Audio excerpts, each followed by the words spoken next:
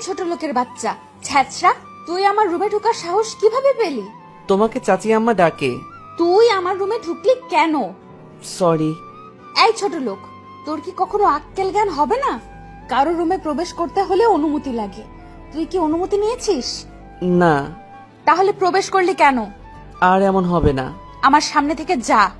এই হচ্ছে অ্যানি, মা বাবার একমাত্র মেয়ে। অ্যানি মেয়ে হিসেবে বদমেজাজি, বাকিটা কেমন সেটা আপনারা গল্পেই দেখতে পারবেন। আর শান্ত, তার নামানুযায়ী খুবই শান্ত। শান্ত এতিমখানাতে বড় হয়। এতিমখানা থেকে অ্যানির বাবা শান্তকে তাদের বাড়িতে নিয়ে আসে। অ্যানি আর শান্ত একই বয়সের, দুজন একই ক্লাসে পড়ালেখা করে।